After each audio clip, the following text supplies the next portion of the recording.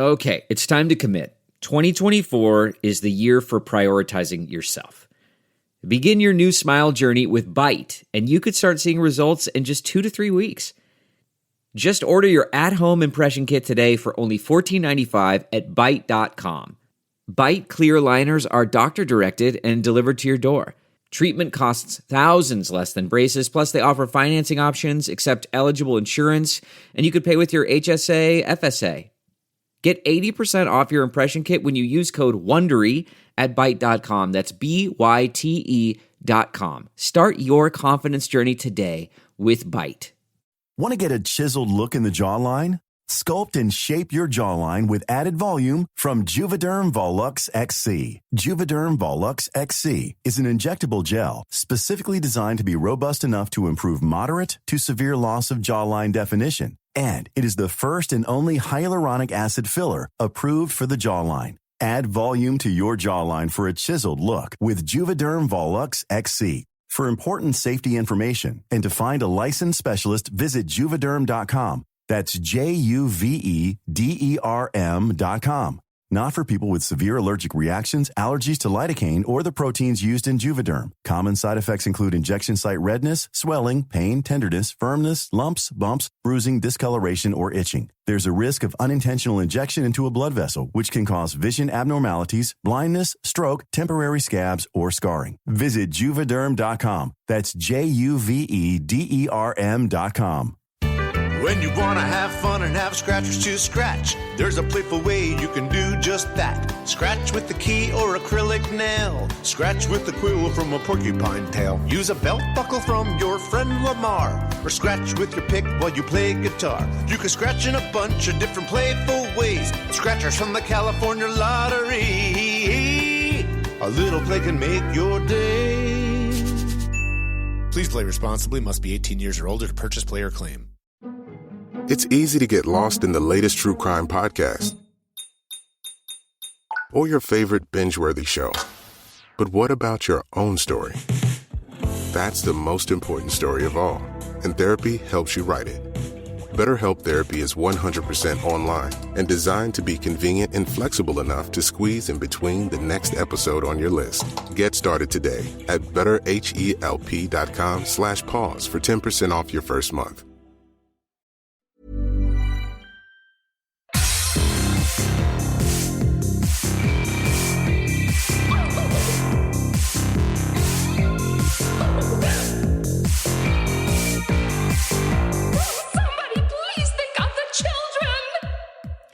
And welcome back to Scarred for Life, the podcast where we open up old wounds by looking back at the films that scared us as kids. I'm Terry. And I'm Mary Beth. In each episode, our special guest brings with them a movie that traumatized them as a child. This week, our guest is playwright and writer and showrunner of Prime Video's new series, The Horror of Dolores Roach, Aaron Bark.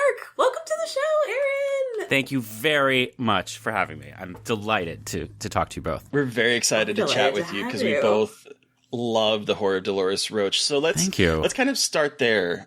What is The Horror of Dolores Roach? Can you let our listeners know a little bit about the show, the podcast, the one-act play? Is it a one-act play?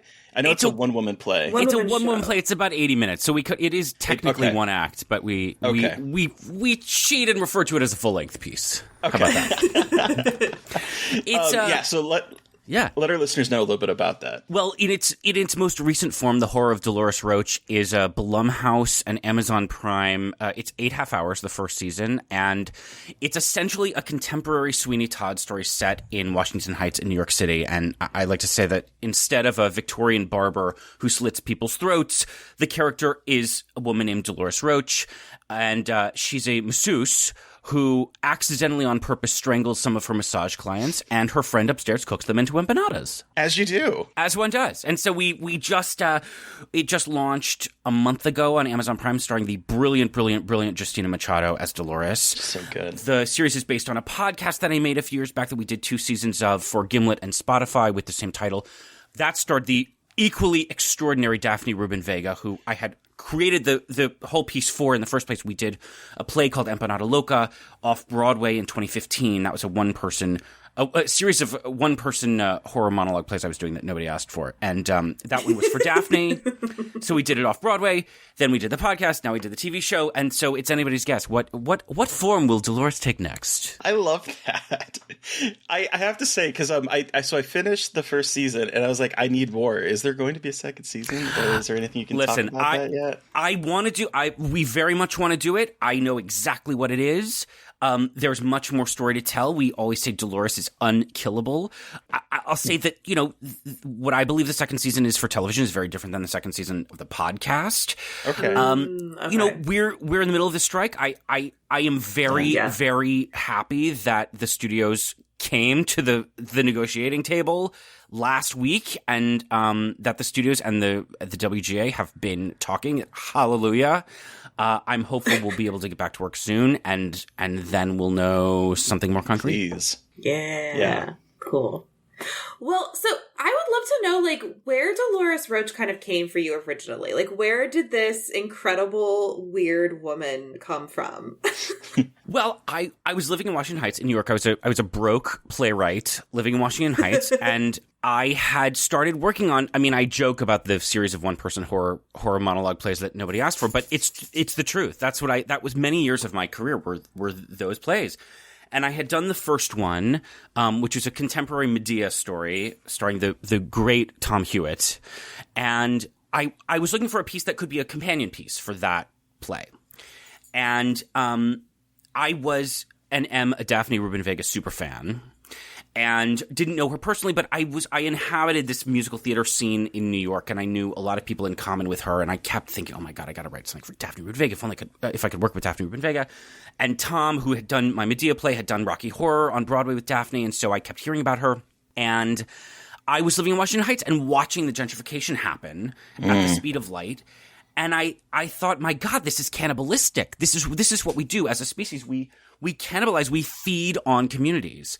And that for me was, oh my God, it's Daphne Rubin Vega as a reinvention of Sweeney Todd set in present-day Washington Heights. And so I was in a meeting with Jim Nicola, who at the time was running New York Theater Workshop, where Rent premiered, where Daphne had starred in Rent originally. And I said to Jim, I have this crazy idea. It's Daphne, Sweeney Todd in my neighborhood. And he said, well, if you write it, I'll give it to her. So I went off and very hurriedly wrote it. This was 10 years ago now. And he gave it to her, and she called me and said, what is this? Do you want to come talk about it? And so I went over to her apartment, and we sat on the floor and drank coffee, and she read this early draft of the play for me out loud, and we were off. And she and I developed it for 2 years around New York before we did our production, and then we went and did it for a night in London, and then she and I produced on our own an audio version of the play before we did the podcast. I mean, this has been a decade of just, I mean, it's been quite a ride. That's crazy. I'm like, we've spoken about it before, but every time you talk about it, it's just it's wild, the evolution of this whole thing and how it must feel to be, and also you're so close to every part of it. You've always, it's never you've never given it away. It's kind of cool that you've been involved so close creatively to the different forms of it and seeing it evolve. That's just got to be so cool and gratifying as an artist and as a playwright. Yeah. Mm-hmm. Yeah. Yes. Thank you. It is. And it's not lost on me how unusual. I mean, it's unusual not only that the piece has had the life that it's had, but exactly as you say, that I've been there for it. Yeah. And by the way, I mean, there were many moments in time where I was not, where I wouldn't have. It took, at very key moments, really key people saying, no, he's coming with. And hell yeah. So I barely, it blows my mind that this is me speechless. It's crazy. How did you get involved with Blumhouse to make the show version of this incredible long history, long gestating project? So I will give you a brief anecdote to contextualize my answer to that, which is that after we did the play off Broadway, my now manager, who was then my TV agent, said to me, she was the first human to say to me, this is a TV show. And I was like, all right, great. And this is 2016, worked with me to build out the pitch for what was then a television version of the play. Okay. And I was still in Washington Heights, came out to LA, pitched it all over town. People thought I was out of my mind. Laughed out of rooms. You're adorable. You think this is a TV show. But I had all this material. That's what became the podcast. So I say that to say, within weeks of the podcast coming out, suddenly people were bidding on the TV rights. And among the people bidding on the TV rights was Blumhouse. But not only that, Jason himself found me, reached out to me directly, and took me to lunch in Brooklyn. And this is, Get Out had not been out for that long. Sharp Objects had just come out. Like, this was a moment I thought, oh my God, like if ever there was a Blumhouse show, it's this. And it wasn't just, not to say just, like, not to minimize it, but it wasn't even, Blumhouse, like an offer coming through an entity, through another entity, through another entity. Right. It was Jason saying to me, this is a Blumhouse show. Please let us do this. That's so cool.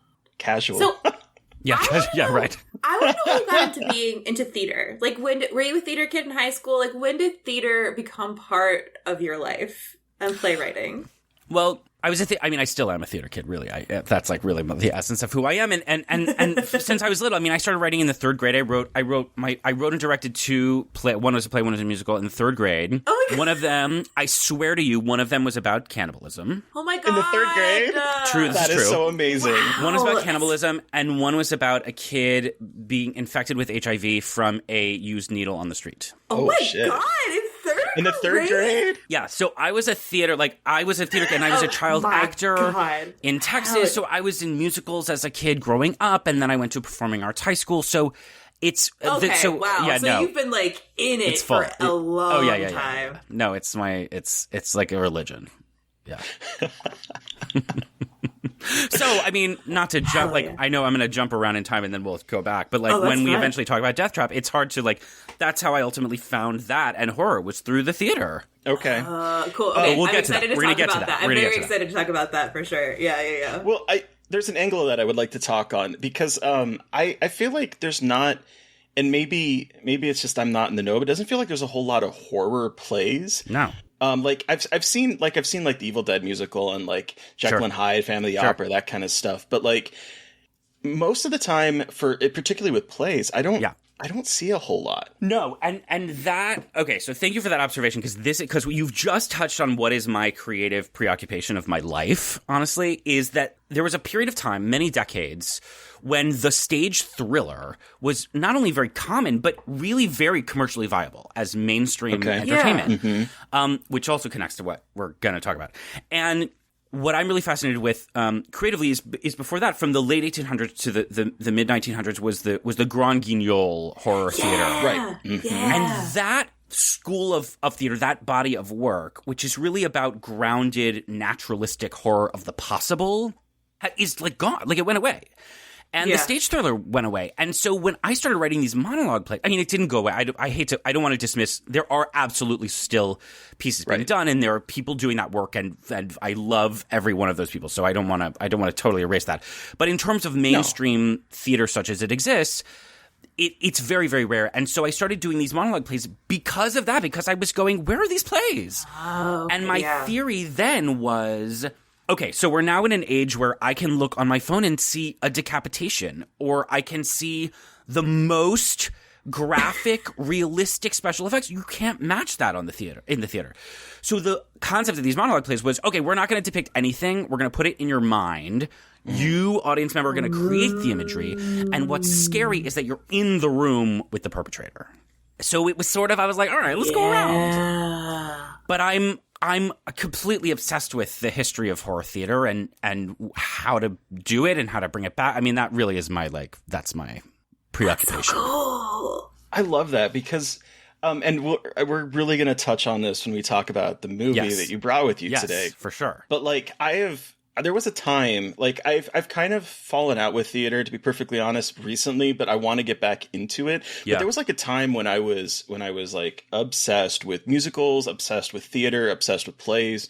And I never, especially growing up, when I did in Nebraska, which is where I'm currently living, but it's it was hard to find anything that wasn't very mainstream friendly, like the Hella Dollies, or the, that kind of stuff, where it wasn't happening a whole lot. And so for me, anytime there would be a play that would come out, or a musical that had any sort of thriller or horror tinge to it, I was immediately on it. Cause I remember going to see Bat Boy at the Omaha Community Playhouse, and I was like, this is the kind of stuff I love that there are this this kind of horror, but there's not a whole lot of it from where I was sitting, at least. 100%. You are very not alone in that. Okay, and by the way, like I identify that. Am I out of it? No, not at all. I was in Houston, Texas, and go like I would get little doses of like my God, I loved Bat Boy. I mean, I still love Bat Boy, but at the time high school, I remember seeing it going, well, this is in Houston where I grew up, the Alley Theater was an amazing regional theater there. Would do, I think they still do it, summer chills in the summer, and they would produce old mysteries, and they would produce every summer an Agatha Christie and another obscure, like this very obscure stage mystery called The 13th Chair, which was a movie with Bela Lugosi that I saw as a teenager. I was like, what the hell? Like, nobody does this play. And I was like, jonesing, like, give me more of that. But it's there's not a ton of it out there. There's not. When you start talking about how, like, there used to be, I do remember, because, like, in high school, I was in a production of the musical comedy Murders of 1940. I don't know if you're familiar. Yeah, of course. Yeah. And, like, that one is a comedy, but it also has, like, thriller elements to it. Yeah. And I was like, I did not know that this thing existed until it was being produced in my high school. And I was like, this is the kind of shit I want to see more of. Yeah, you and me both.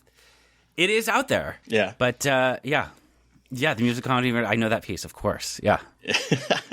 So, okay, but like, how did you get introduced to horror? Was it through plays, or how did you kind of get introduced to it? It was through the theater. It was through. I was a child actor in Texas, and I mean, something that comes to mind is I was as a kid in a production of not the Andrew Lloyd Webber Phantom of the Opera, but another Phantom musical, and so that was my introduction to that character in the lexicon in maybe fourth grade or something. And it was that. I was drawn to that. The musicals, I really was a musical theater kid, but I was drawn to that character. I was, of all the generation that was into, like, Into the Woods, for me it was like, oh, The Wolf and the Witch. Like, I was always just into the macabre. And then started to discover the Agatha Christie stage canon. Those pieces, and then there were None in the Mousetrap, and then more the less known plays for me as a kid were huge. And that's what did it for me. It wasn't movies, honestly, that got me into it. I discovered movies and horror on screen as a teenager, really, because as a musical theater kid, I was like the one that was interested in the dark shit. One of which was the movie we're going to talk about now, or today, or when we get to it. But that's what it was for me. It was mysteries first. Okay. Oh, cool. Okay, but so were you ever scared by them at all? Like, yeah. Okay. So you were easily. Okay, cool. So even though, I want to hear more about that. So, like, how did they affect you? Like, did they give you, like, a sense of paranoia? I feel like they would have given me, like, a paranoia sense, but, like, what was that like for you as a kid? I remember feeling a visceral, like, electric rush that I did not feel anywhere else in my life. And sometimes that was sitting in a theater where I was like, oh my God, I can be in a room of people and, like, we're all experiencing this together. Holy mother of God. That blew my mind as a kid. And then I would read plays and have, the experience I think that some kids have reading, Stephen King novels. For me, it was like sitting in my bed, reading Angel Street, just being, like, freaked out. I was so fascinated, too, with characters like the Phantom of the Opera that for me as a kid, just walking around in a dark house, oh my God, is the Phantom going to come? I was freaked out. I was a very neurotic, and still am, like a neurotic, scared, fearful person. And I think discovering horror and sort of broader genre material in the theater for me was, as I think for so many people who love horror, it's a safe way to tap into something that in life feels unmanageable. So then what are some of the scariest plays you've ever seen / read? I'm curious. The 13th Chair is up there for me. There's it's very obscure. There's a moment at the end of the 13th Chair that I have never recovered from. Really? Oh yeah. Like, it's still, I mean, I'm being a little hyperbolic, but there's a moment in the 13th Chair that is like core memory, like burned into my brain. Okay. Oh, okay. I would say the stage version of The Woman in Black, which just closed in London after 30 years, is legitimately terrifying as a live experience. terrifying.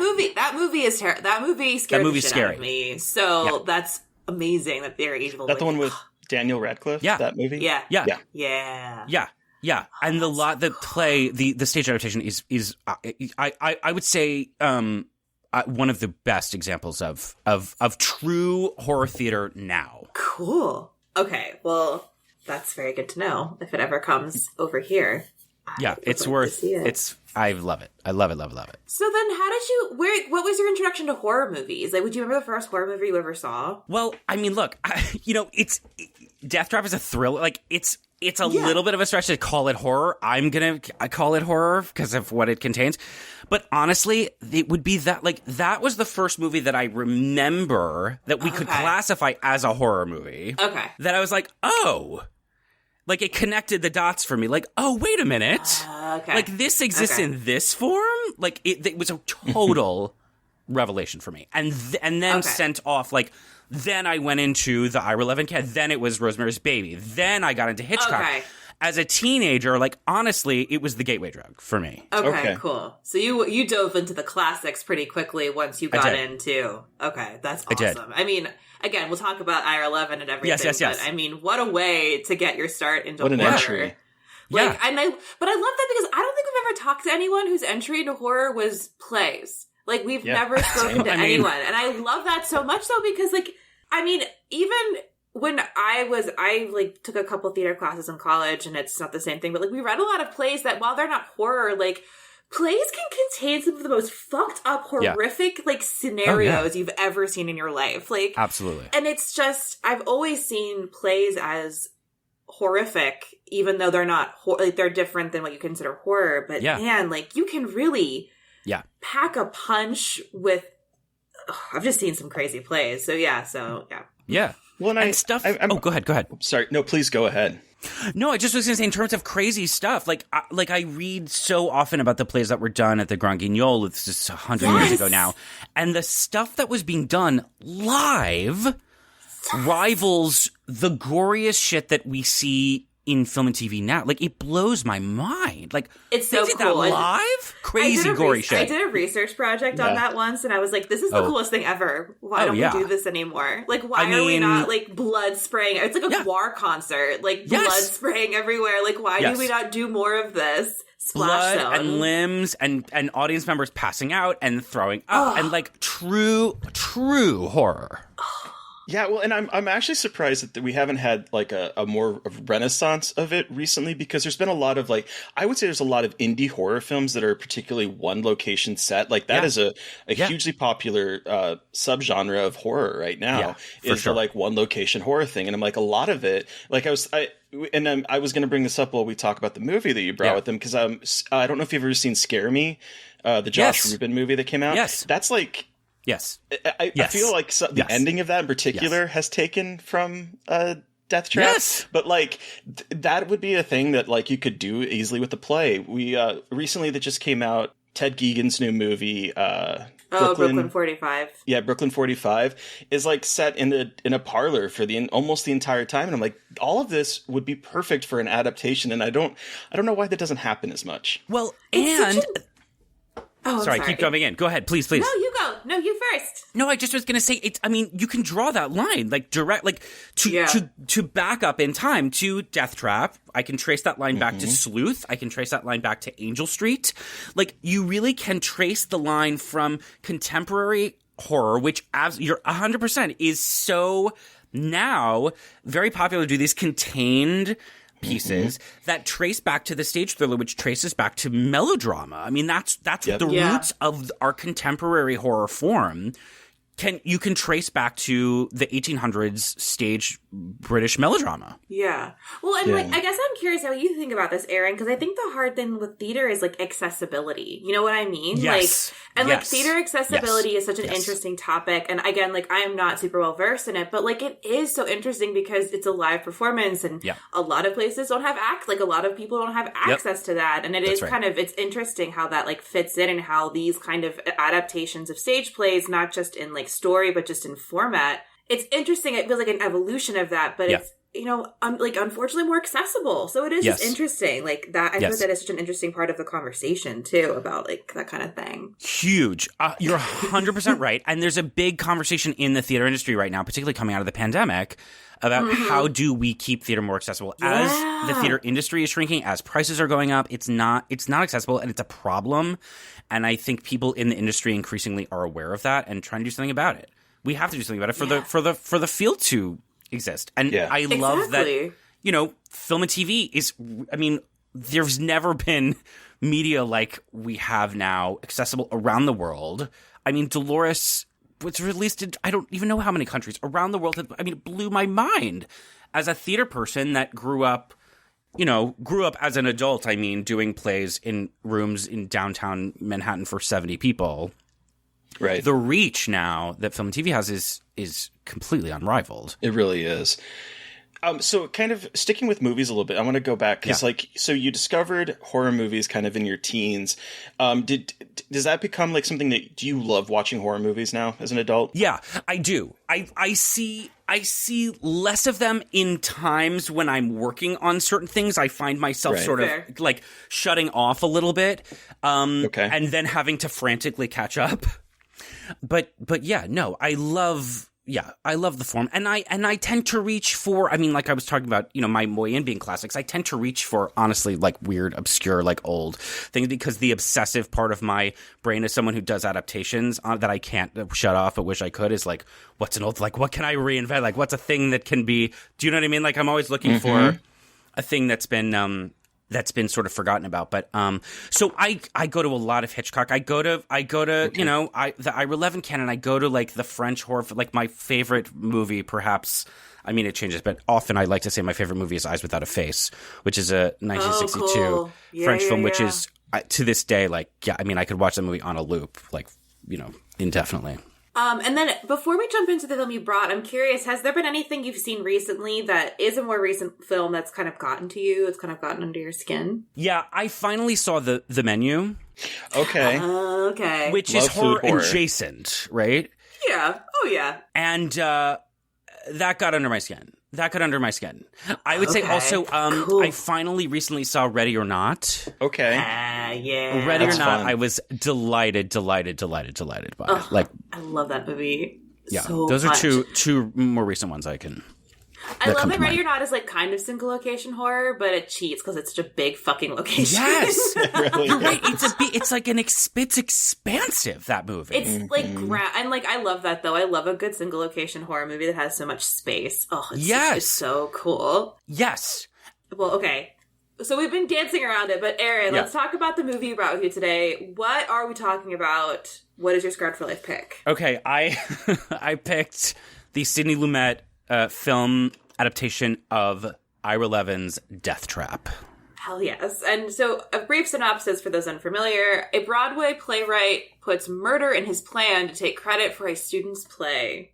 It's so much more complicated than that. It really we'll get there. IMDb just sort of like one sentence, like that's it. And I'm like, okay, IMDb, but there's a whole lot more. But okay, listeners, I just want to say, because this is a spoiler cast. We always talk about spoilers, but if you've not seen Deathtrap, pause this right now and go watch it and come back, because as Mary Beth will explain, it is a surprising movie. But Aaron, take us back. How old were you when you saw this? How did you see it? Why is this your Scarred for Life pick? Give us your horror story. Okay, so I saw that. I'm pretty sure I was 13. Okay. Which is older, I think, than I would have liked. When I was thinking of, like, scared as a kid. Like, really, the things that scared me as a kid really were not, like I said, like, movies. Like, it took, I think, till I was that age to find a movie that was like, oh, what? And I'd seen it because I knew it was a play. I was exploring the horror, thriller, mystery stage canon. And I hadn't read the play, but I knew of the play because the play had been, at the time, it opened in 1978 on Broadway. And nowadays we have these shows on Broadway that run for years and years and years, and that was not the case then. So this play that ran at the time for 4 years, that's a huge, like, it's hard to contextualize now what a giant success that was. Right. So I knew that history of it. I knew it was done constantly in the theater and that there was this movie. And I don't remember if I had rented the movie or if it had been on TV, but I remember sitting in the living room in Houston, Texas. I can remember vividly sitting on the floor with it on the television and just being riveted and inspired and terrified. And that it opened up for me. It not only scared me, but like unlocked, like it was that movie for me that was scary and creatively really pivotal. Yeah. And really sent me down a path was influential in so many ways. And there are things about it, I think, things that maybe aren't the most obvious things to reach for that like I just watched it last week, that to this day frighten me. Okay, so what do you remember a particular scene, or what was the moment? Because I have like a couple ideas of what it might be, but what was like the moment that like that? Oh, this is scary. This is working in a way that I was not expecting. So there was a moment I remember this from when I first saw it, and I was really struck by it watching it again last week, that it's fairly, not early on, but it's in the first act. It's before the big jump scare happens. It's before the big like events happen that people I think would reach for as the scary moments. Yes. Where Michael Caine, he's got Clifford is there, and you see Michael Caine as Sydney's working out like, I think I'm going to kill this kid. And it's Diane Cannon as Myra. She's so brilliant. Watching him, and you see her working out, I don't know the person I'm married to as well as I thought I did. And she says to him, Sydney, my heart can't take it. That to me, I found, honest to God, I found as a 13-year-old really very frightening. Because I thought like, this is about secrets. Like, this is about, you think you know somebody and you don't. Like, that at that age for me was really terrifying. Like, oh my God, like, everybody could be lying? The person you're closest to could be totally lying to you and could actually be a murderer. That blew my mind. Oh no, so this movie was like your introduction to like the fallibility of human beings and like of adults? Yes. Oh, God. Yes. That's what scared me. It wasn't the murder. It was like, everybody's lying to each other. Yeah. No, but fair though. You're like, wait, hold on. Adults lie to each other all the time, and like these consequences, and like, the consequences aren't like that outlandish. Like it's an outlandish story, but I mean, like it's not like anything fantastical is happening. No. Like it does feel, especially if you're younger and you're like, do people actually interact with each other like this? Like, is this how adults talk to each other in the real world? Yes. Like, that'll really shatter your worldview as a child. Shattered my worldview. And it was the first time I had seen fear itself used as a weapon. Oh, that's the thing that's so unique about this. The weapon isn't all of the, like, it's a misdirect, right? Because you're in this study, you're in the house. For people who haven't seen it, or I hope you've seen it if you're listening to this, he's surrounded by weapons. He collects weapons. But the irony is, what kills her is fear itself. Is fear itself. So at that age, for someone who was like drawn to the macabre because I was a scared kid, there was the concept of like, oh my God, being scared is dangerous. What I love about this is that that's a very mature fear for a 13-year-old. Like what I love is sometimes we have like people come on the show and I'm like, what was the moment? And I'm always thinking about something frightening. Like for instance, in this, when Clifford burst through the window and looking, that's terrifying too. Dangerous and sexy and scary. Like that moment to me, but like the fact that it's more of an existential thing where like you realize how horrible adults can be is something that it always amazes me when people have a moment like that as opposed to something more visceral like Clifford jumping through the window. It's weird to say this, but like it spoke to me. It did. And I was a theater kid and I knew I was going to show business. That was the other element of it for me, is it's about people in show business who have been so corrupted by show business that they've like rotted to the core. I was like, oh wait, is this like future? Is this my future? Like, is this what's coming for me? Like, fuck. Yeah. To this day, like, I was just somewhere up in the mountains last week. Like, to this day, I don't find myself as scared. Like, if I'm in a dark house somewhere that I don't know, I'm less scared of a thing coming through the window than I am of me being scared and therefore not being ready for it. Okay. Wow. Okay. We're going really... I love it. Psychologically deep here. Wow. Yeah. So, like, what did your parents think of you watching this? Like, what was going on? I mean, I think at that point they had. I don't remember even specifically. I mean, I think they knew I was interested in certain things. I mean, they were like taking me to the library to get, weird mysteries and things. And sweet. They were aware of my third grade work. I think they were, I mean, that's fair. Hell That's yeah. absolutely Yeah, that's fair. They're like, all right. You invited them along. You're like, parents, come on. Don't you want to come? Yeah. I think they were like weirdly not phased. That's good parenting right there. It really is. Yeah. Did the movie surprise you with the twists and turns that it took? Yeah. Because yeah. I'll be honest, everyone that has seen either the play or the movie that I know don't see any of what's coming. I did not see it coming. It blew my mind. And that's like on the to the thing we're saying about human beings can behave this way. I mean, that's what the twists are. It's oh my God, these people are so committed to these lies that they are playing them out to such a degree. Like, oh my God, the degree they're going to manipulate each other. You can't believe as an audience member that they are that committed to these lies. Like, this can't possibly be a lie because it's so extensive. Right. But, indeed it is. And then it keeps twisting and twisting and twisting and twisting and twisting. I mean, like, it's one of those pieces where the plot is really the star of it. Like the plot just keeps turning. It's Ira Levin. Oh, yeah. Right. So were you aware of Ira Levin? Because I've always been aware of his, the books and the movies that have been adapted from him. Did he write a lot of plays or was? Yeah. He did. And a lot of them, I mean, nothing as successful as Deathtrap, and they were not all thrillers. He wrote a couple of comedies. There's a comedy thriller. Some of them are really quite good. There's a play that he did after Deathtrap that's rarely done that has never been adapted for the screen, and I would love to do it. But the rights are, anyway, called Veronica's Room, which is a really contained stage thriller that's pretty ingenious. But I was aware at that time, I was aware of Rosemary's Baby. I hadn't seen Rosemary's Baby. And I think I was at that time or shortly after was aware of the Stepford Wives, but hadn't seen that. And then, but Deathtrap was my way into that body of work and The Boys from Brazil. And, I mean, was a really, really, really impactful author. Yeah. It's so funny. So my history with this is I thought I had seen this movie, and until last night, I actually do not. I think this might be the first time I've seen the movie. Really? Yes. Okay. But you thought you'd seen it?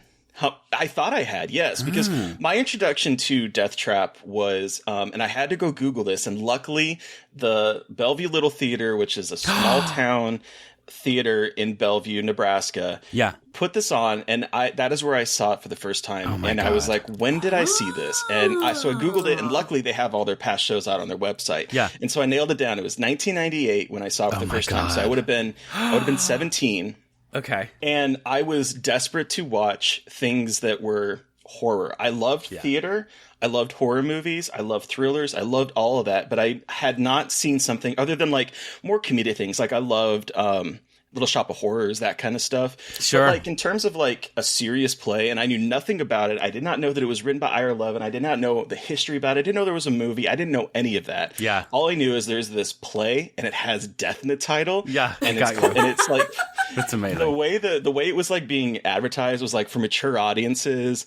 Yeah. And I was like, ooh, I gotta see this play. And I remember going to see it with a friend, and it was very impactful for me because in the 90s, I was deeply closeted, struggling with a lot of internalized homophobia from that time period, because that time period is rife with like Brandon Tina, which was the Boys Don't Cry movie that was made out about the trans man that was murdered in Nebraska. So like this is like the history of like the queer themes, and I was so closeted at the time that this moment happens in the play where it's revealed that they are that Clifford and Sydney are lovers, and to the credit of Bellevue Little Theater, they had them hugging.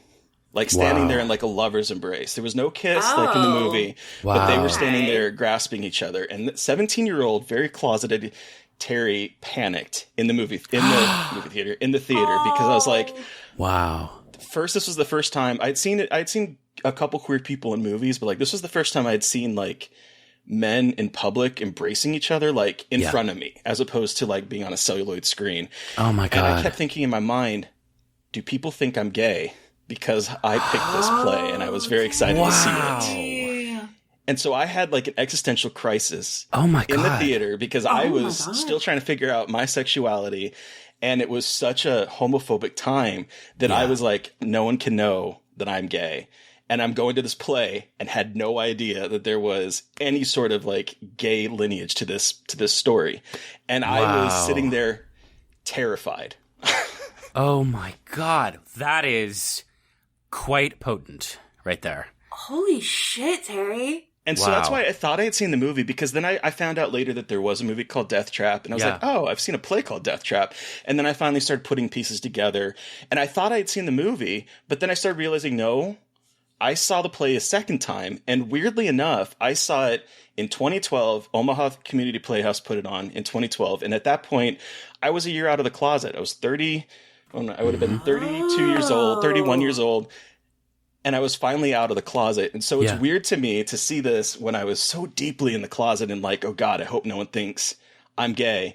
And then seeing it as a out and proud gay man in my 30s and being like, I love this play. Wow. And in that production, did they kiss? They held each other. Again, they held no each kissing. Other. And they okay, so go ahead, please. No, just me being like, why? That's just frustration. Well, you know what's weird? There's so much to say and hear about. I mean, thank you for sharing that. That's so amazing wild, and Terry. speaks to that this play, like, there's so many things. I mean, because now one could say it's troubling representation. That it's a very, like, there is a villainous representation of this relationship in this play, and that is an innately problematic approach to how this relationship is depicted. And at that time, there was little representation at all.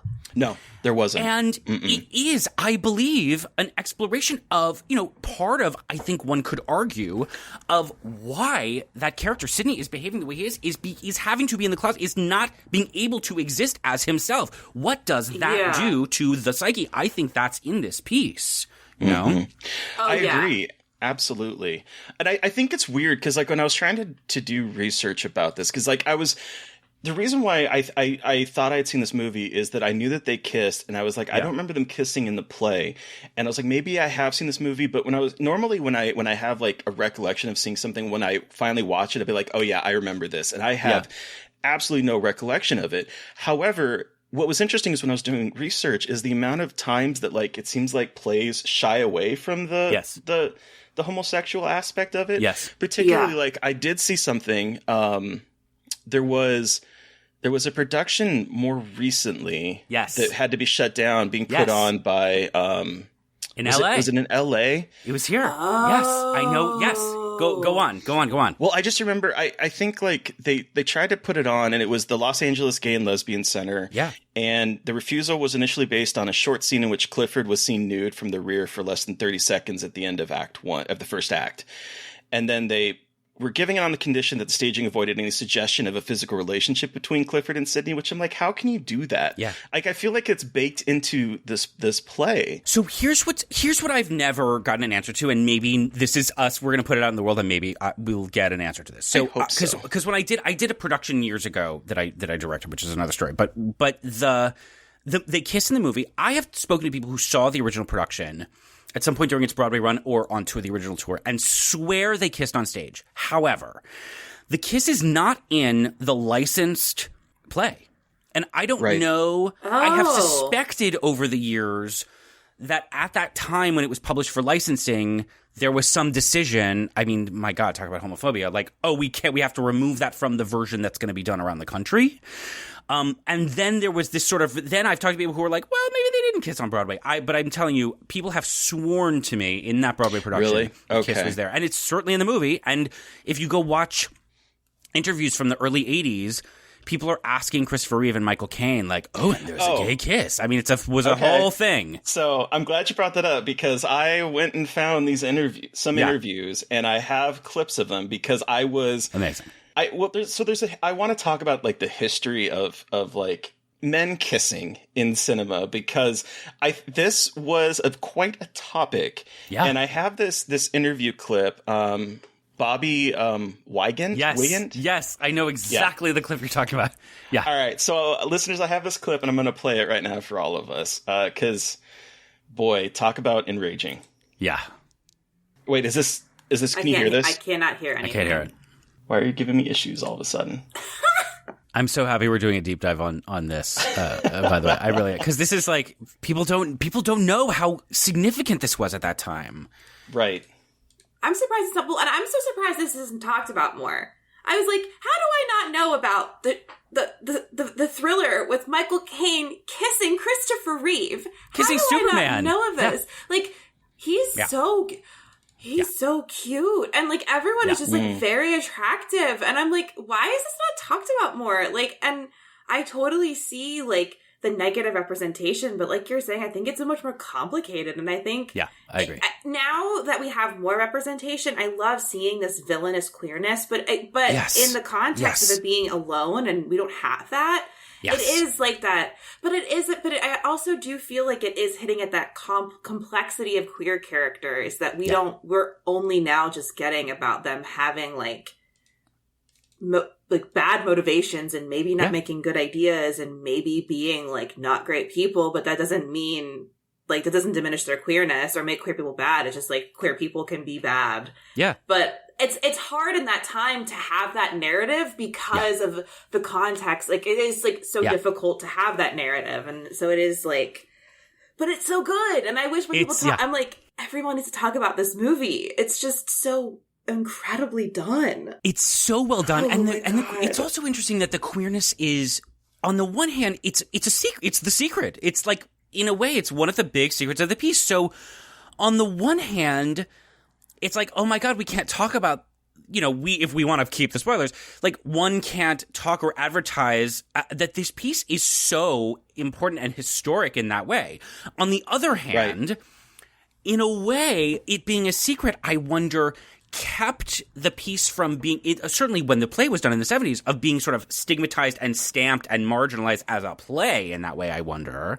Because it's the secret. But it's this sort of self-propagating like cycle of secrecy and shame in a weird way that the play comments on and the movie comments on. Yeah. And yet is a part of historically. It's just a fascinating can of worms, I think. Was Ira Levin queer? No, I don't think so. Okay, so that's why, like, that to me, I think would color kind of my thoughts about it. Because I'm always curious, like, is that the intention of, like, again, it's like always so hard. I mean, you're never going to know full artist intention. Like, we're never going to ever know that. But it's just, it is so interesting just in thinking about Ira Levin, if he's not queer, having a gay couple at the center. At the center. I mean, it's about a queer man. The whole piece is about a queer man, and I would love to know his intention. I can only imagine that at that time working in the theater, he knew closeted playwrights, some of whom were very, very successful, that now looking back, it's like, really, that writer was closeted? Like, it's so mind-blowing now to think in the theater, of all places, but yes, there was pressure to be closeted. Right. Okay, it might be working now. I'm going to try one last time, and otherwise I do have the written part, so hopefully please work. Chris, are you prepared for all the jokes about now we know why Superman flies? No, tell me, why does he fly? Is that too obtuse? No, your character in Deathtrap. Baked beans, I don't know why. Your character in Deathtrap has homosexual tendencies. Well, but that's not important to me, to anybody. It's what's really important is what's a guy willing to do to be successful? Or in Michael Caine's character, what's he willing to do to stay successful? Would you kill to have a hit? Probably yes. So it's about, if it has to be about anything, it's about ambition. That's the reality that it's based on. But it's basically, as they say, it's a who'll do it rather than a whodunit. Because anybody could do anything to anybody else at any time. And they're all four very abnormal people that are somehow oddly likable in a certain way. And the relationships don't matter in any other respect than that.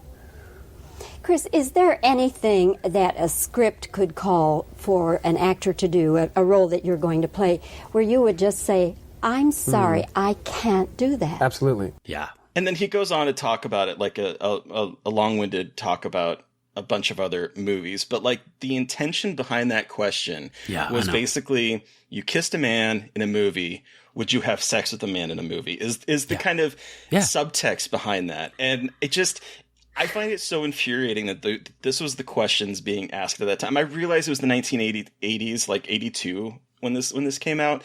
But I also started, like, when I heard that interview, I started thinking back to when Brokeback Mountain came out, and we had Heath Ledger on that panel, and there's that famous video that's going around where a reporter's asking him, what would you say for people that find this disgusting?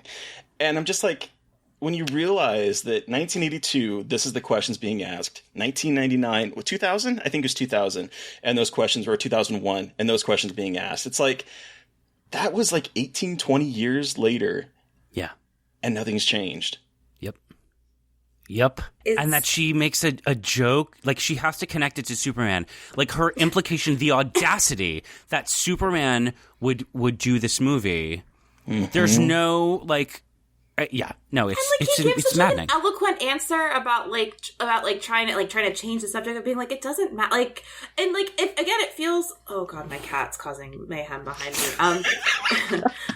But it's just like, he's trying to give this eloquent answer about like motivations and how like sexuality shouldn't matter, and she's just like, so would you have sex with a man? And it's just like, we still are learning and haven't learned as a culture. And it's just like, why does, like, they have one kiss in this movie and the rest of it is about them, like, trying to outsmart each other and writing. Like, it's about creativity. And yet all we can focus on, like, the royal we here is, like, a 30, like, not even, like, a 15, 10-second kiss. And it's, like, it's just, it's wild to me that that's so baffling to people. I don't know. And we could talk about that forever, but it's just like, that's what you took away from this movie, not like all the other crazy shit that goes on. There's a psychic who's incredible, who wears an incredible hat with a running suit. Myra's constantly screaming, like, someone help her. Like, she is not, like... Right. And the kiss, which, by the way, is a spoiler. Like it is, yes. Like, exactly. Like, that's the take whole that thing. angle. Like, well, you're saying that in an interview? Exactly. And it's, I guess it's like one of those, it's always like that thing with movies and they have a big twist. Like, everyone knows the twist immediately, especially if it's gay. Like, oh my god, I can't believe Superman kissed Michael Caine. Yeah. Like, how could you? By the way, how good are both of them in this movie? Like, they're fantastic. Let's just take a moment. I haven't seen so Christopher Reeve in anything else in a long time, and he's he is so handsome. He's the incredible as, like, the young ingenue. And Michael Caine is always so good. So good. And he's so good at being kind of snide. Like, the way like, the arc he has in this from being, like, kind of, like, the cute... He's, like, the cute... character, like, kind of the surrogate for the cute female character who's like, and then he becomes like the femme fatale almost. And I like love this inversion of him being like a femme fatale. Oh, it's so good. And I love, like, the horror movie jump scare of him jumping out through the window, like, looking like Ash from the fucking Evil Dead, like, covered in blood. Yeah. Like, I had a feeling that was going to happen, but I did not know. But then I looked at how much time was left, and I was like, I have absolutely no clue where this is going next. Like, I thought this was going to take on, like, a much longer, but, like, no, there is a lot more left to go in terms of twists and turns. And by the time like late into the movie, when they're having that very heated conversation, the two of them, and he says, Michael Caine is saying to him, "Did they ever use the word to describe you?" And he says, "Sociopath." He's so scary, so good. And by the way, that moment, that line is not in the play. That is an addition for the movie. It's not. That I think is brilliant. Cool. Oh, that's such a good addition. He's so good. Just. The stillness in this movie is what gets me, because you're right, there's the jump scare and there's Diane Cannon just like running around like a crazy person, but those two guys are like still. Like, Michael Caine is like, he's like a snake waiting to jump, and you see him move and he's intentional, and he crosses the fireplace and he sits and waits and he just lets it build. It's brilliant. Sidney Lumet. It's so good. I know. So good. It's I honestly never even heard of this movie until you so I was curious. And I was like, I'm disappointed. And I'm like, this movie deserves, and maybe I'm like just not looking in the right places, but like this movie is just so good in its writing and in its like, it's not simple, but again, like the one location, I mean, they live in a windmill, which I think is fucking incredible. I mean, like, whatever. This place is incredible. Yeah, but, like, the way they have it so contained and the way they make it feel so seamless is incredible. And, like, I love that because I just filmed my first feature that was single location. So it's really cool to see how other films have done it and have, like, accomplished that. And this one is just, like, I love films that you can tell were plays, but they use the cinematic space in a really interesting way. And, like, it lends for so many, so much interesting movement. And, like, the room with the guns and the staircase. And there's just so much room for movement that creates such interesting dynamics just with how the spatial, like, relationships between characters. It's just neat. I could not agree more. It's a really, really brilliant case study, I think, in making a piece that is innately claustrophobic feel cinematic and expansive. Yeah. And you see the grounds that they're on. It's gorgeous. And then the kitchen is its own character. And I mean, it's a good film. Beyond being an adaptation of a play.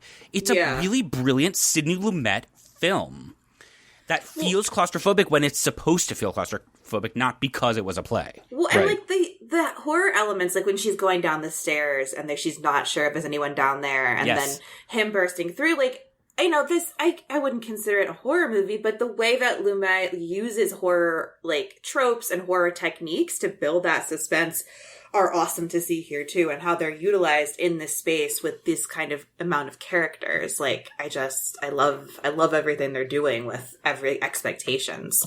Like, M. Night Shyamalan, who? Like, Deathtrap.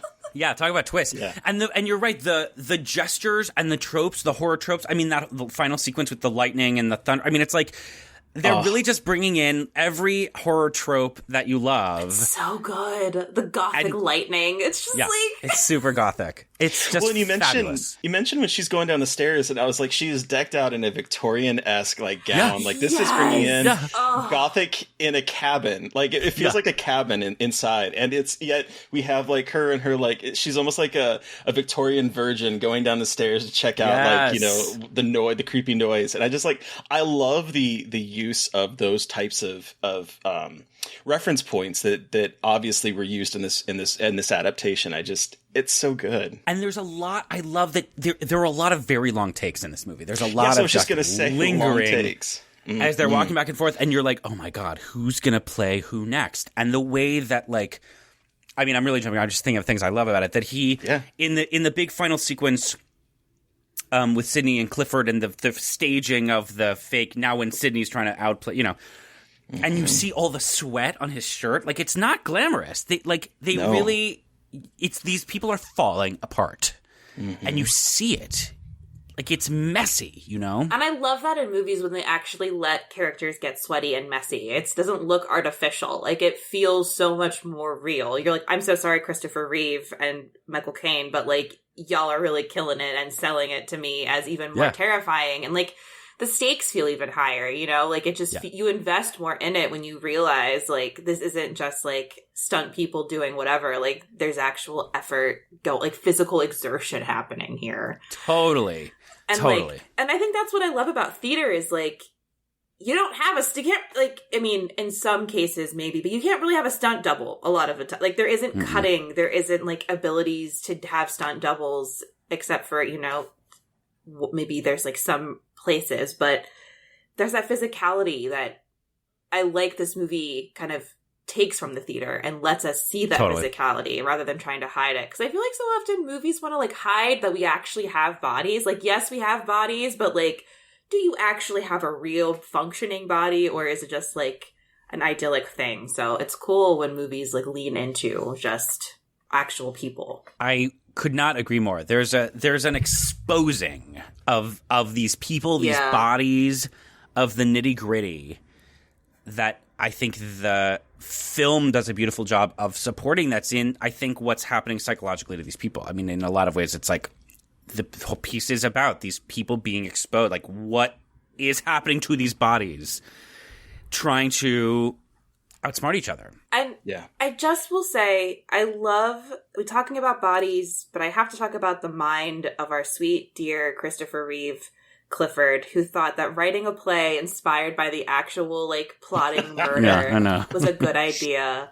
I love him so much. He's like, oh, yeah, no one will know. And he's like, what are you talking about? Like, what do you mean? I'm like, you know what?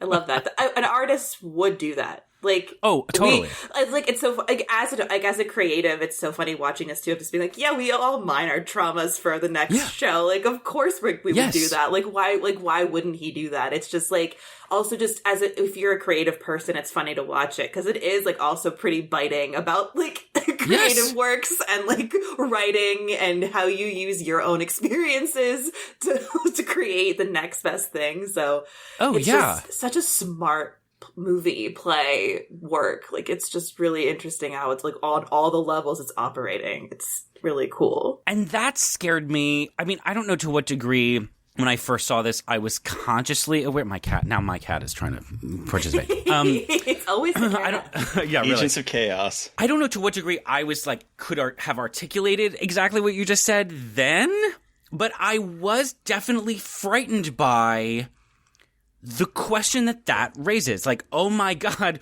what of the scary things I'm reading and watching came from somebody's life?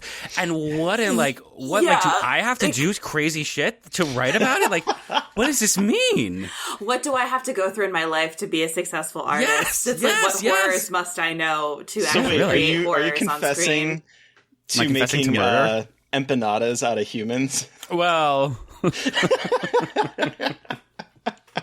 I don't think we can talk about that. I like to leave some things to the imagination.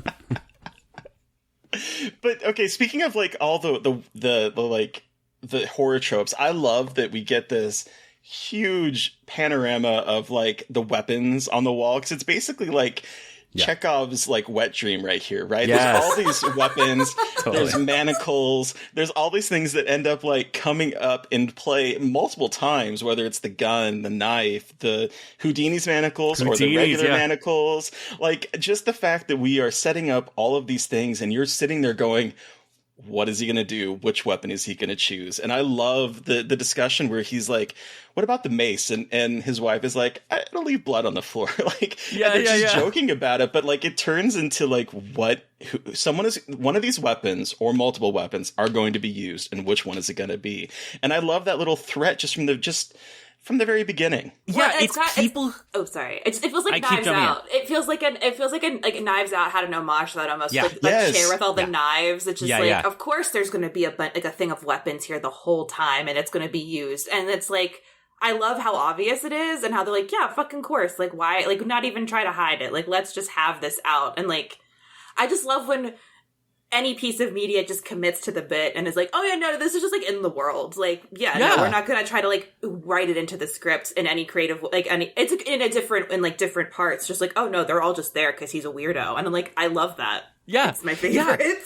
And he, for a living, studies violence. You know, like, and that's the thing. Like, makes sense. Yeah. That's what he does. Like, he's obsessed with death and violence, and yet the weapon he chooses is fear itself. Yeah. It's so ingenious. It's so smart. It really is. God damn. It really is. And so you talked about how the scene with Myra scared you as a kid, where like she's starting to realize her husband, and those looks between her and her husband that they share at that moment is so good. But there's two things. One, when I was trying to find an interview with Michael Caine, because I was curious if they were posing the same questions to him that they were posing to Christopher Reeve, and I couldn't find anything, but I did find a clip of, what is his name? It's Robert Osborne, who hosted TCM. Yes. And so like he introduced this movie, and he makes a comment before, like, I found a YouTube clip that was in two parts. One is he was introing the movie, and then also as he was after the movie was over, and he lays off in the beginning saying that he thinks that there was a miscast in this movie. And then by the end of it, he's like talking about, Well, so he starts talking about the kiss between Superman's kissing Alfie, and I'm just. Then he also brings up the miscast, and he believes that Myra was miscast, and I completely disagree because I disagree too. The moments that even before when it's becoming obvious that her husband wants to murder Clifford, when she is like resigned to the chaise lounge in the corner, and she is like trying so desperately to throw up all these suggestions to save Clifford's life, where he's like, oh, you should work with him, like just sort of like, you know, how you did with your mentor, and like trying all these things to basically convince her husband not to murder this guy is so well done, and she pulls it off so incredibly well. Like there's a couple moments where she is like obviously a little, it feels more like theatrical acting, where she's like a little darling and like screaming and just kind of the fainting, which kind of plays into her character, of course. But that moment in particular is like she is doing so much with so little at that moment, just trying to keep this man alive. And I just love that on this watch. She's great in this movie. I know that clip you're talking about. I was like, she's not miscast. I mean, she's very different, I imagine, than Marion Seldes, who played that part in the theater and very famously never missed a performance in the 4-year run on Broadway, which is crazy. Oh, wow. I imagine that was a very different Myra. Yeah. But I think Diane Cannon I agree with you. She's brilliant. And the nuance, after the death, or what she thinks is the death, and then there's that scene with her and Michael Caine in the kitchen, and she's telling him, like, now what's going to happen, and we're going to stage some fights. And she's basically telling him, you're not who I thought you were. She's heartbreaking. And trying to, like, be realistic about it. She's like, this has happened. I'm involved now. I don't like who you are and the realization of who you are. And so her laying out, like you said, the little fights that they're going to have and the little things to make it feel natural is so heartbreaking, and yet so, like, I don't know, stone cold at that point too. Like, just there's so much nuance to that portrayal in these moments that I just it's so good. I think she's really wonderful, and you know, even in the opening sequence when he calls her and she's in bed and she's chain smoking and she's so jumpy, it's like there's already that performance, and I have to imagine this is, you know, was intentional in the making of this film, because it's very different in the play. Is, you know, the heavy lifting of really setting the tone and the tension is really on Diane Cannon's shoulders, I think, at the beginning of the movie. It's absolutely. her. Yeah, absolutely. Like, she's carrying it at the beginning, saying, this is what this is about, these are the stakes. So you kind of dropped a little bit at a thing. Have you directed an adaptation of this? I directed a production of the play, at a summer theater 8 years ago. So I've my history with, which I hope is not the last time I do it. That production in many ways is not, I think, what I think this piece could be in a different context. And I very much hope to do it again and really mind because I've seen it it's sometimes done in the theater really where it really leans into the comedy. Okay. And I think, as we're talking about, I think there's a lot more psychologically to be mined, and so I had an experience with it that I loved because I love the piece, but I would love to do it again and dig deeper and do it scary. There was a production that was done about 10 years ago in London that starred Simon Russell Beale and Jonathan Groff that Matthew Warchus directed. And I've seen, there are little clips. I've never found really great footage of it, but there are little clips that suggest that production really was directed as a horror piece. Like we're going to do this as a thrill. Like, there are clips that are like, oh, this was scary. And I would love to do a production someday and really just let it be scary. And see, I'm glad you say that, because I do remember the production that I saw in 2012 leaned a little bit more into the horror, like the moments with the lightning out and the darkness, with like the entire theater going dark, and then the little bits of lightning illuminating what was happening. Like, there were moments in that I was like, this is leaning a little bit more into the horror than I remember when I saw it originally at the Bellevue Little Theater. Oh, interesting. And I love that people can take this, that obviously there's humor in it. Like, I think that the beginning of this is very funny. I think there's some dark humor in the last half, but like the fact that you could lean into either the comedy aspect of it or the horror aspect of it, I think is I think that's so fascinating with the same script. I totally agree. And it's interesting. It's sometimes billed when it's done in the theater. It's billed as a comedy thriller. And like there was a tour in the 90s that went out with Elliot Gould, and it was I think that was really marketed as like it's comedy. It's funny. And but it's no, you're right with the same script. My personal feeling is it's not that play is funny. These characters are funny. These characters are witty and bright and make each other laugh, and they're sharp. And so I would love to do a production that really is like lets it be that. Like the play is like it's not funny what's going on. But Sydney, really no matter how many people are how much blood, is unavoidably a funny human being. Yeah. Yep. And again, that is like a deeply hilarious, just like ridiculous, like it more so at the beginning than the end, but like it just is with Myra, especially like so campy and so ridiculous. And I love the way it's like one of those works that really navigates the tonal changes really well, and like because it could be so weird, and it is weird, but the tonal changes work in with each like kind of twist we get. So I love how this navigates all those changes. And those changes are really one of the things I love about it and try to take with me in my own, in like debating, when we made Dolores, like to what degree is it horror, to what degree is it comedy? What does horror comedy mean, on a given day? Is those tonal changes in the Deathtrap film, I think are so sharp. It just goes like, boom, now we're here. It just boom, turns now on a we're dime. here. Yeah. Yep. Expertly.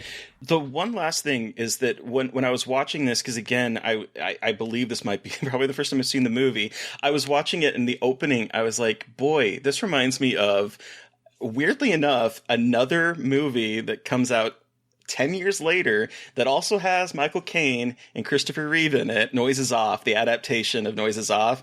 The opening of this, I was like sitting here going, thank you for why that. does this feel like Noises Off to me? Yeah. I love that you just said that. Yeah, no, it's very, with the two of them.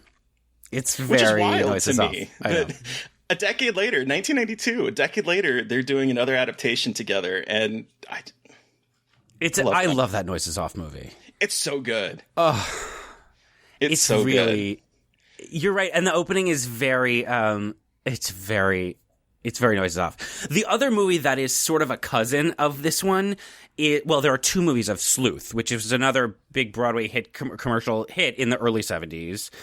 Then there was a movie with Michael Caine.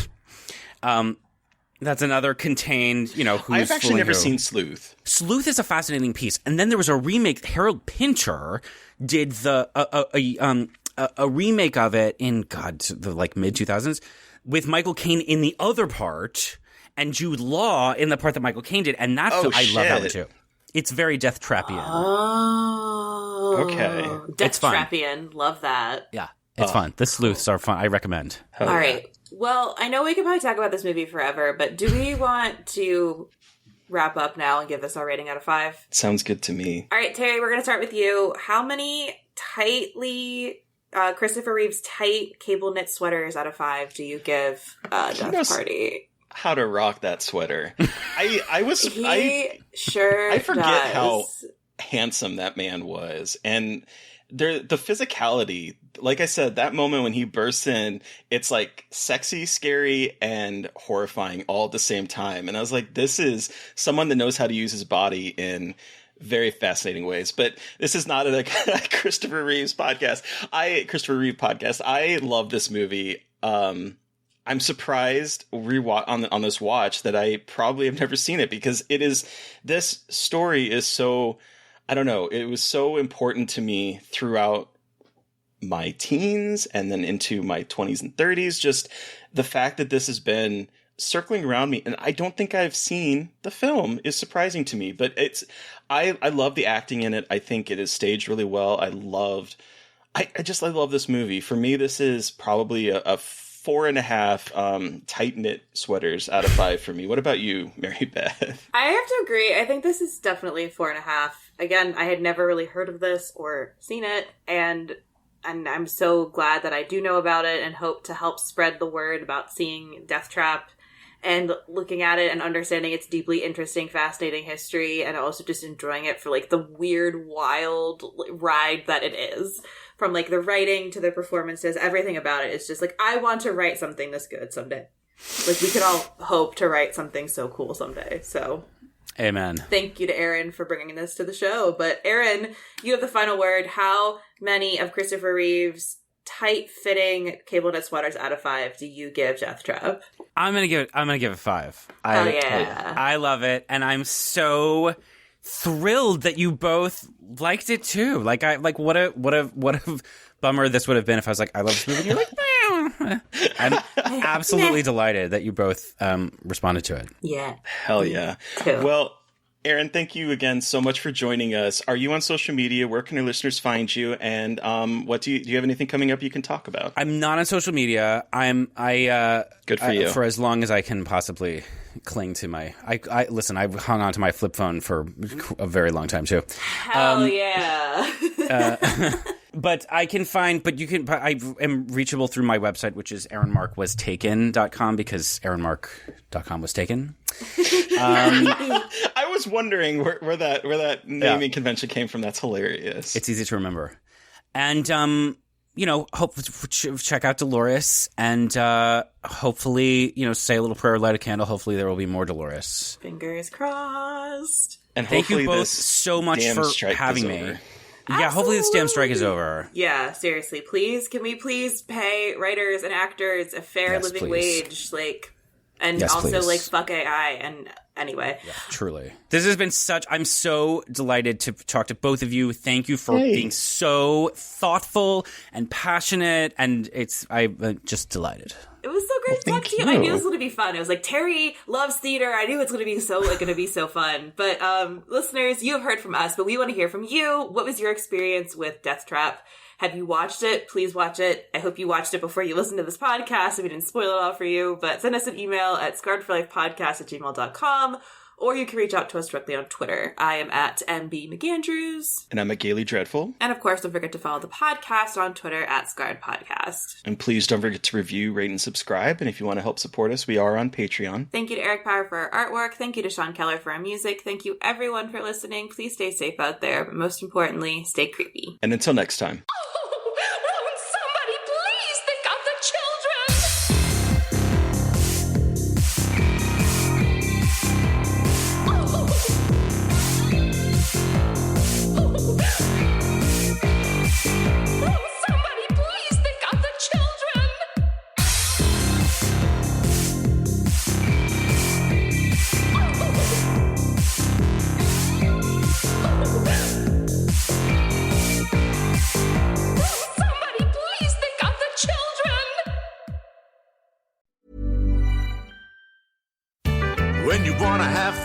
Scratchers to scratch. There's a playful way you can do just that. Scratch with the key or acrylic nail. Scratch with the quill from a porcupine tail. Use a belt buckle from your friend Lamar. Or scratch with your pick while you play guitar. You can scratch in a bunch of different playful ways. Scratchers from the California Lottery.